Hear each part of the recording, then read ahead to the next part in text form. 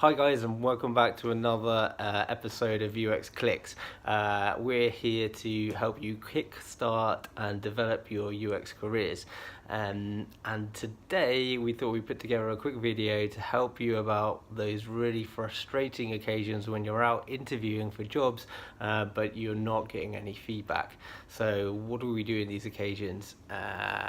Yeah, well, it's a really frustrating situation because if you don't get any feedback from your interview, if you don't get a job, you don't know what you've done wrong, and you don't know how to sort of change or amend your ways of how you run interviews, how to prepare for the interview. So basically, you're stuck, right? So there are three things that you can actually do in that situation, and thing number one is to ask for feedback at the end of the interview. So not necessarily to get the feedback, but just explain to that other person how important it is to you to get the feedback. It doesn't matter if it's negative or positive feedback, but I think if you explain to that person how important it is to you, they will be sort of more eager to give you that feedback, right?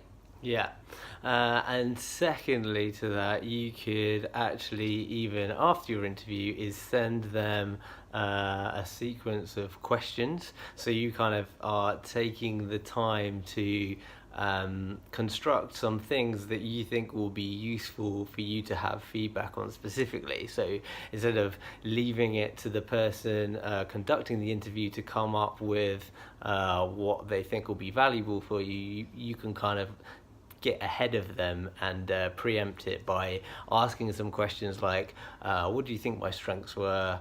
How about weaknesses? What were they? And the kind of, how did they feel about your overall impression from you and your interview? So Yeah. you're kind of giving them a head start. Yeah, it's just making it easier for them, right?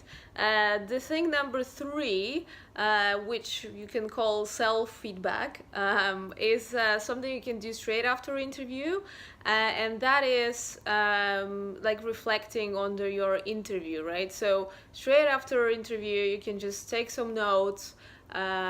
Before you forget how it went, and we know how quickly we forget things, and just write down certain things like you felt you were super amazing with, and some questions that you found really challenging, and you can just improve based on that in the future, right? If something was causing you some issues and you were not sure how to reply to that, you can just do it again at home in your own time and be better prepared for next interview. Yeah, it's a good practice, like you would if you were conducting some user research and doing a user interview. Straight after the interview, it's quite good practice to write down 3, 4, 5 things that kind of stuck in your head about the interview. You can take exactly the same approach with your own interview for the role. Write down 3 or 4 things that stuck in your head.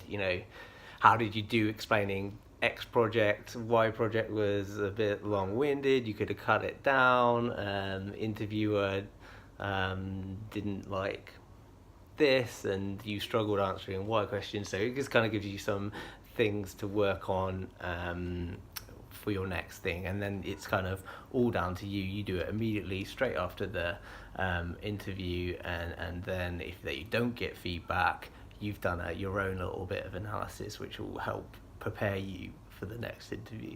Yeah, that's right. So 3 things we covered. Thing number one, ask for your feedback straight after interview while still talking to the person that is interviewing you. Thing number two, send questions to the person that was having interview with you, so making it easier for them to give you feedback that is informative for you.